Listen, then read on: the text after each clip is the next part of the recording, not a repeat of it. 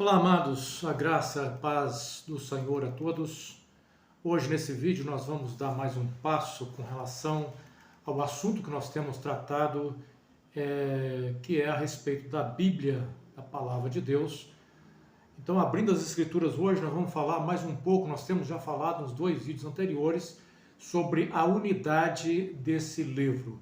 Ou seja, embora a Bíblia ela contém 66 livros, nós temos demonstrado que esses livros, eles formam um único livro, num todo, que tem uma mensagem única, ou seja, há uma unidade espiritual em todos os livros da Bíblia. E essa unidade da Bíblia, ela é inviolável. E nós temos pelo menos 3 advertências na Palavra de Deus com relação a o risco de mutilar ou de violar essa unidade das Escrituras. Bom, a primeira advertência que nós encontramos em Deuteronômio capítulo 4, versículo 2, que diz o seguinte: não acrescentareis à palavra que vos mando, nem diminuireis dela, para que guardeis os mandamentos do Senhor vosso Deus, que eu vos mando. Repete-se essa mesma ordenança em Deuteronômio capítulo 12, versículo 32. Então nós temos aqui já no Deuteronômio essa advertência para que nada fosse acrescentado às palavras que são registradas nesse livro. Também encontramos em Provérbios, no capítulo 30, versículo de número 6, toda a palavra de Deus é pura. Nada acrescentareis às suas palavras, para que te não repreenda e sejas achado mentiroso. Também nós vemos aqui essa advertência também no livro de Provérbios, capítulo 30, versículos 5 e 6. E nós temos mais essa última advertência agora no último livro da Bíblia, que é Apocalipse. Apocalipse, capítulo 22, versículo 18 e 19, nós encontramos o seguinte: eu testifico a todo aquele que ouvir as palavras da profecia desse livro, que se alguém lhes acrescentar alguma coisa, Deus fará vir sobre ele as pragas que estão escritas nesse livro. E se alguém tirar quaisquer palavras do livro dessa profecia, Deus tirará a sua parte da árvore da vida e da cidade santa que estão escritas nesse livro. Apocalipse 22, versículo 18 e 19. Portanto, o que nós vemos são 3 advertências com relação a essa unidade que contém a Bíblia Sagrada, essa unidade espiritual, que é confirmada em diversos textos bíblicos, conforme nós veremos a seguir.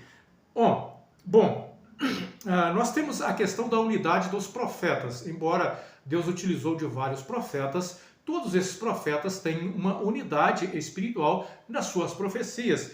E essa unidade também ela é salientada nas Escrituras, como nós podemos ver aqui. Não ouvistes vós a palavra que o Senhor pregou pelo ministério dos profetas precedentes? Eles, porém, não quiseram escutar e me deram ombro rebelde e ensurdeceram os seus ouvidos para que não ouvisse. Sim, fizeram seus corações duros como diamantes, para que não os ouvisse a lei, nem as palavras que o Senhor dos Exércitos enviara pelo seu Espírito, pelos profetas precedentes. Zacarias 7, versículos 7, 11 e 12. Também nós encontramos Lucas, capítulo 1, versículos 68 e 70, e Atos, capítulo 3, versículo 19 e 21, falando dessa unidade entre os profetas. Também a Bíblia vai apresentar para nós uma unidade das Escrituras do Velho Testamento, agora afirmada pela boca do próprio Senhor Jesus. Quando nós encontramos em Lucas capítulo 24, versículo 44, o Senhor Jesus dizendo: disse-lhes, são essas as palavras que vos disse estando ainda convosco, que convinha que se cumprisse tudo o que de mim está escrito na lei e de Moisés, nos profetas e nos salmos. Então, veja bem que o próprio Senhor Jesus, ele vai também afirmar essa unidade da palavra no Antigo Testamento, quando ele cita os escritos de Moisés, ele cita os profetas e ele cita também os salmos. Também podemos ver a unidade das Escrituras que reside em torno da própria pessoa de Cristo. Isso nós vamos encontrar quando nós vemos a seguinte declaração aqui. O Evangelho segundo João narra como Filipe encontrou Natanael e lhe disse, veja bem, quando Filipe encontra Natanael, ele vai falar a respeito de Jesus, e ele então vai dizer o seguinte, havendo achado aquele a quem Moisés escreveu na lei, e do qual os profetas falaram, Jesus de Nazaré, filho de José. Então nós vemos aqui essa confirmação também na própria pessoa de Cristo, essa unidade das Escrituras. Também encontramos essa mesma afirmação no Evangelho de João, capítulo 5, versículo 39, 46 e 47 também nós temos essa afirmação. Examinais as Escrituras, porque vós cuidais ter nela a vida eterna, e são elas que de mim testificam. Porque se cresces em Moisés, creias em mim, porque de mim escreveu ele.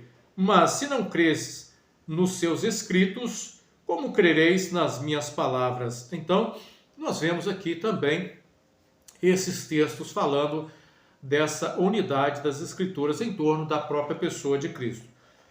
Temos também a unidade das Escrituras visando a nossa instrução prática. E nós encontramos isso em Romanos, capítulo 15, versículo 4, que diz o seguinte, porque tudo o que dantes foi escrito, para nosso ensino foi escrito, para que pela paciência e consolação das Escrituras tenhamos esperança. Também encontramos em 1 Coríntios, capítulo 10, versículo 11. Ora, tudo isso lhe sobreveio como figuras, e estão escritas para aviso nosso, para quem já são chegados os fins dos séculos. 1 Coríntios 10, versículo 11, mostrando essa unidade das Escrituras que existe para também instrução do povo de Deus. Temos também a unidade das Escrituras e a obra de Jesus Cristo.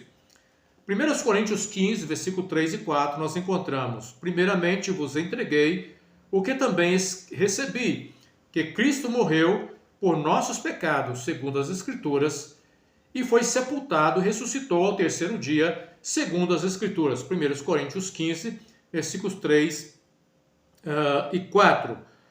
Também encontramos a seguinte expressão, ora, aquele que é poderoso para vos confirmar segundo o meu evangelho e a pregação de Jesus Cristo conforme a revelação do mistério que desde os tempos eternos esteve oculto, mas que se manifestou agora e se notificou pelas escrituras dos profetas segundo o mandamento do Deus eterno a todas as nações para a obediência da fé ao único Deus sábio, seja dada a glória por Jesus Cristo para todos sempre. Amém. Romanos, capítulo 16, versículo 25 e 27.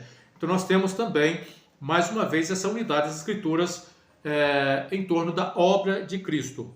Temos também a unidade das Escrituras e a consequência do Espírito de Cristo nos profetas e nos apóstolos. Vejamos isso, como está escrito, da qual salvação inquiriram e trataram diligentemente os profetas que profetizaram da graça que vos foi dada, indagando que tempo ou que ocasião de tempo o Espírito de Cristo que estava neles indicava anteriormente, testificando os sofrimentos que Cristo havia de vir e a glória que lhes havia de seguir, aos quais foi revelado que, não para si mesmo, mas para nós, eles ministravam essas coisas que agora vos foram anunciadas por aqueles que, pelo Espírito Santo enviado do céu, vos pregaram o Evangelho, para as quais coisas os anjos desejam bem atentar. 1 Pedro, capítulo 1, versículos de número 10 ao 12. Também temos também a defesa da unidade das Escrituras e a demonstração de sua inspiração. Encontramos isso em 2 Pedro, capítulo 1, versículos 19 ao 21. E temos muito firme a palavra dos profetas, a qual bem fazeis em estar atentos, como uma luz que alumia em lugar escuro, até que o dia esclareça e a estrela da alva apareça em vossos corações, sabendo primeiramente isso, que nenhuma profecia das Escrituras é de particular interpretação, porque a profecia nunca foi produzida por vontade de homem algum, mas homens santos de Deus falaram, inspirados pelo Espírito Santo. Então nós vemos aqui essa unidade confirmada na inspiração das Escrituras. Deixando claro que nada foi escrito ou interpretado de acordo com a o próprio esforço humano, mas apesar de Deus ter usado homens sujeitos a falhas, o Espírito Santo tratou de inspirar esses homens para que os seus registros sejam registros confiáveis, infalíveis, e seja expresso a verdade única que deve ser anunciada a todas as pessoas, como a revelação da vontade de Deus expressa nas Escrituras sagradas. Louvado seja o nome do Senhor. Bom, feito aqui essas observações sobre a unidade da Bíblia, eu gostaria agora de passar para vocês que a Bíblia, ela, como já dito anteriormente, ela trata de um assunto. E qual é o assunto dessa Bíblia? O assunto principal é a redenção da humanidade, do homem, por intermédio de Cristo Jesus. O que é isso senão de uma linguagem mais clara e mais entendida por todas as pessoas, é a salvação do homem. A salvação, ela está expressa como necessidade e como ela deve ser alcançada em toda a Escritura. Nós temos a salvação, a necessidade de salvação, ela é apresentada já no primeiro livro da Bíblia. Em Gênesis, no capítulo 1 ao capítulo 3, nós vemos ali como que o homem criado por Deus, a sua imagem e semelhança, é afetado pelo pecado. E a partir desse momento, esse homem precisa de ser salvo, ele precisa ser redimido. Nós temos também a salvação prometida já no primeiro livro da Bíblia, no Gênesis capítulo 3, versículo 15. Nós encontramos a salvação prometida. Também encontramos a salvação anunciada em Gênesis capítulo 3, versículo 16. A salvação, ela vai ser anunciada a partir, então, desse versículo 16 até o último livro do Antigo Testamento, até Malaquias. Nós vemos a salvação sendo anunciada em todos os livros da Bíblia. Como essa salvação é anunciada nos escritos bíblicos? A salvação ela é anunciada por meio de tipos. Como, por exemplo, o primeiro tipo vai aparecer quando o homem descobre a sua nudez. E ele, então, procura fazer uma veste de folha para cobrir a nudez que ele se encontrava depois do pecado. Bom, Deus não aceita aquela veste fabricada pelo próprio homem. E Deus, então, faz uma veste de pele. O que nós temos ali é uma figura, é um tipo do sacrifício daquele animal inocente que morre para cobrir a nudez do homem, apontando para Cristo. Então nós temos a salvação ali anunciada de forma tipológica. Nós temos também a salvação anunciada através das instituições e cerimônias sacerdotais. Isso nós vemos essa confirmação no Novo Testamento, na carta aos Hebreus, no capítulo 8, versículo 9, explica exatamente como essa salvação foi anunciada por intermédio dessas cerimônias sacerdotais. Também a salvação é anunciada pelo serviço do sumo sacerdote, conforme é apresentado em Êxodo, capítulo 28 e 29, e é explicado em Hebreus, capítulos de número 2 ao capítulo número 4. Nós temos a explicação também dessa anunciação por meio dessas figuras. Também nós temos a salvação anunciada por intermédio dos profetas e confirmada em primeira carta de Pedro, ali no capítulo 1, versículos de número 10 ao versículo 12. Bom, nós temos também na Bíblia a salvação revelada, a salvação que foi anunciada, ela agora é revelada nos 4 evangelhos. A salvação está sendo revelada agora com a própria encarnação do Verbo. A presença de Cristo, o Verbo encarnado, é a salvação revelada nos quatro evangelhos. Essa salvação revelada agora nos 4 evangelhos, essa salvação é comunicada em Atos dos Apóstolos pela presença e obra do Espírito Santo derramada sobre a igreja. E agora o Espírito Santo, incumbido da missão de convencer o homem dessa necessidade e dessa obra de Cristo Jesus e dessa salvação revelada, agora o Espírito Santo se encarrega de esclarecer essas verdades e convencer ao homem dessas realidades e dessa necessidade de uma salvação aplicada na vida do homem. Essa salvação aplicada acontece também por obra do Espírito Santo, aplicando então aquilo que Cristo fez, realizou como obra redentora na vida daquele que aceita. Essa salvação agora, ela é experimentada e nós vemos essa salvação experimentada ali nas cartas apostólicas.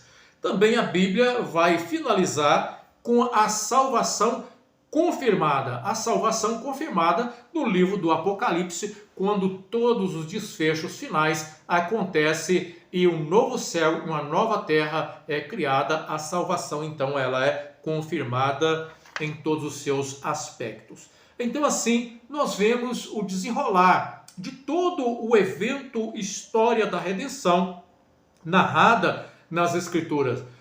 Bom, assim nós percebemos que quando nós interpretamos um texto bíblico e essa interpretação nos leva a chocar com essa realidade da unidade das Escrituras, logo, nós estamos errados, equivocados na nossa interpretação, precisamos dar um passo atrás e rever a nossa interpretação.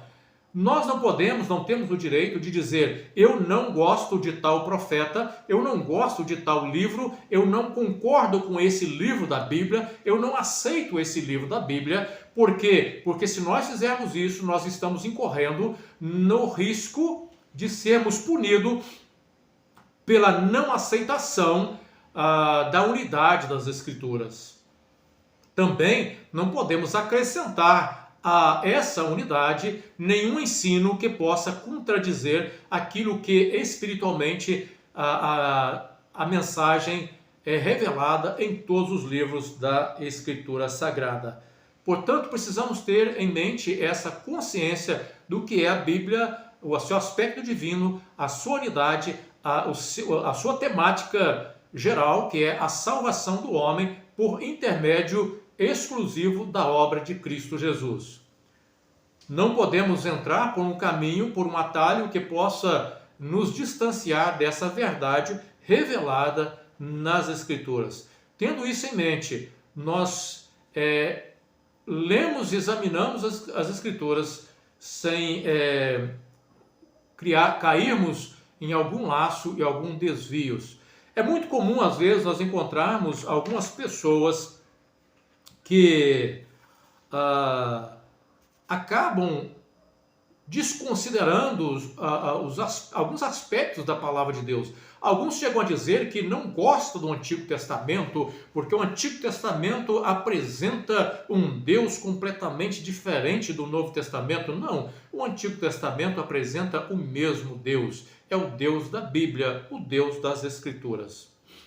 Então, temos esse relato, né, de que a Bíblia é um livro e ela tem essa única mensagem da redenção em Cristo Jesus. Não podemos então assim pegarmos textos isolados das Escrituras para tentar compreender assim a revelação. Quando alguém pega um texto isolado da Escritura e desconsidera todos os demais textos e todos os demais livros e a revelação geral da Escritura, que é uma revelação progressiva e que está revelando ao homem a sua situação trágica envolvida pelo pecado e a obra graciosa de Deus para redimir a humanidade em Cristo Jesus e pela obra de Cristo Jesus. Quando alguém pega um texto isolado, desconsiderando todo o contexto das Escrituras, corre-se o risco de fundamentar e de criar uma nova doutrina, supostamente uma nova revelação. E isso é inadmissível à luz das Escrituras. Nós temos na Bíblia fatos que são fatos principais das Escrituras, que acaba assim sendo uma forma de nós fazermos um bom esboço dos assuntos das Escrituras. Nós vamos tratar desses fatos principais das Escrituras. Futuramente nós vamos detalhar esses fatos principais, mas eu gostaria aqui já de antemão revelar como nós vamos tratar esses fatos principais que nós encontramos nas Escrituras. Nós encontramos como fatos principais nas Escrituras a criação, que aparece no primeiro livro da Bíblia. Nós encontramos também a queda do homem, que também aparece no primeiro livro da Bíblia. Nós encontramos o dilúvio, que é a punição de Deus para a humanidade corrompida, ali em Gênesis capítulo 6. Nós encontramos também no primeiro livro da Bíblia a história de Babel e a confusão das línguas. É um evento importante, um fato importante. Nós encontramos também em Gênesis a chamada de Abraão e a promessa de a bênção para a sua descendência. Nós encontramos ainda no primeiro livro da Bíblia a descida do povo de Deus ali, do povo de Israel para o Egito. Nós encontramos a saída desse povo do Egito, depois de passar longos anos no Egito, e tendo então como fato ali principal a instituição da Páscoa, que se encontra em Êxodo capítulo 12. Nós encontramos também a entrega da lei de Deus em Êxodo capítulo 19 e também ao capítulo 24, ou seja, a partir do 19 ao 24, nós temos a entrega da lei de Deus ao seu povo. Nós encontramos também no livro dos Números, capítulos 13 e 14, a história da peregrinação do povo no deserto. Nós encontramos a conquista da terra prometida em Josué, capítulo 11. Nós encontramos outro fato também especial de destaque, que é o momento do obscurantismo que envolveu o povo de Deus, que é chamado o período dos juízes, com homens que se destacaram, nomes de juízes que destacaram naquele período.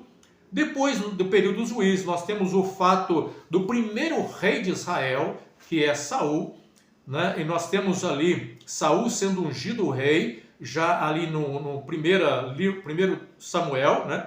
Capítulos 9, capítulo 10. Depois nós temos a idade áurea do povo hebreu, sobre o reinado de Davi e Salomão.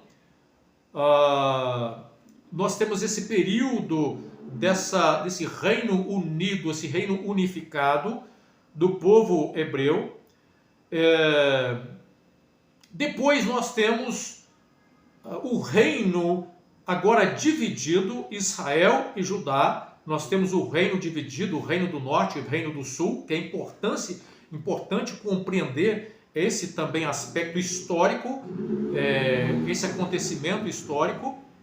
Depois, esses reinos divididos, eles vão experimentar o cativeiro, né? O cativeiro, e nós temos ali a revelação desse cativeiro, no 2 Reis, capítulo 17 ao capítulo 25. Nós temos o retorno de Esdras, depois do cativeiro. Nós temos o retorno ali em Esdras, né? Esdras revelando o retorno do cativeiro.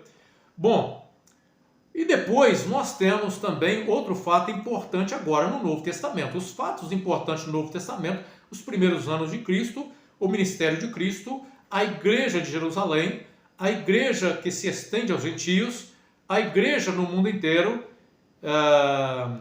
Então, são os fatos principais que nós encontramos registrados nas Escrituras e que futuramente nós vamos tratar de forma assim bem sucinta cada fato desses para que você possa ler a Bíblia mais facilmente e assim ter uma compreensão melhor das Escrituras.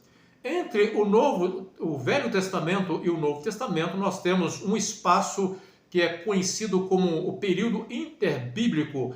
É um espaço mais ou menos de 400 anos, conhecido também como silêncio profético. É quando os profetas silenciaram, Deus não se falava mais por meio dos profetas.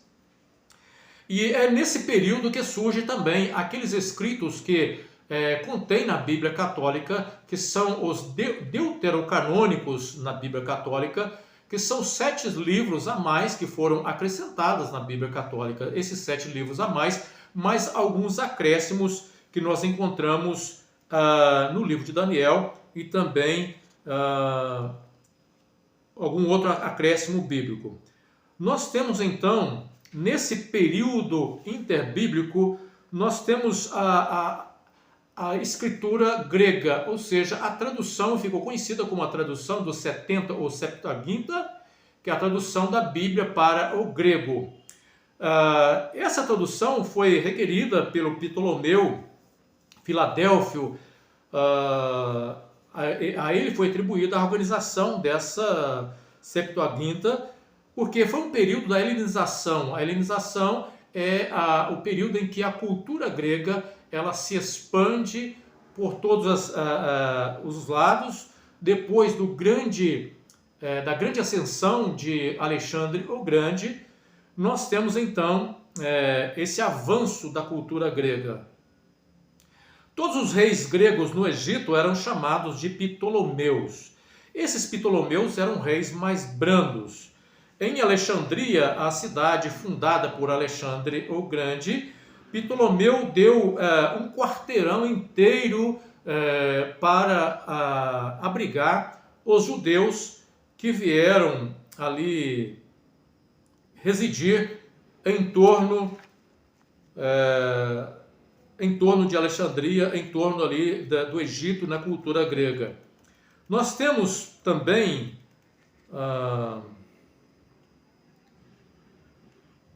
outra coisa a nós falarmos aqui para vocês, é que Filadélfio ele ficou conhecido como Ptolomeu das letras. Então ele tinha esse interesse pelas letras, né? Alexandria acabou se tornando um grande centro da cultura hebraica e helênica, e então ficou conhecido aí como o Ptolomeu das letras.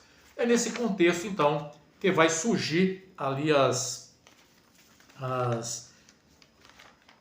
Septuaginta, né, que são os livros apócrifos. Esses livros foram também colocados em conjunto na tradução da Bíblia hebraica para o grego. Esses livros que foram encontrados foram traduzidos também, inseridos ali, não como livros inspirados, mas como livros que ali estavam para que alguém pudesse fazer uso desses livros como instrução, como conhecimento daquele período, daquele contexto em que aquele povo vivia.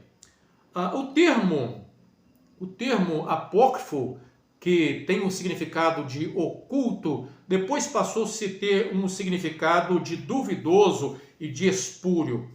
A origem desses livros geralmente se atribui entre os 3 primeiros séculos antes de Cristo, a data desses livros. Portanto, eles foram escritos num período em que o espírito, o ministério profético já havia cessado. E isso é fácil de provar nos próprios escritos desses livros, como nós veremos mais adiante. Depois nós vamos falar sobre algumas razões que nós temos para rejeitar esses livros. Mais adiante nós vamos tratar dessas questões. Hoje vamos ficar aqui com mais essa contribuição a respeito dessa unidade das Escrituras e depois nós vamos falar sobre esses livros apócrifos e por que nós temos razões para rejeitar esses livros como os livros inspirados. Portanto, para a Bíblia evangélica, nós temos apenas os 66 livros. Para a Bíblia católica, eles acrescentam mais esses 7 livros na sua Bíblia, tá bom? Então, só para título de esclarecimento, que pode ser que alguém tenha essa dúvida com relação a esse assunto. Abraço a todos, até o próximo vídeo, se Deus quiser.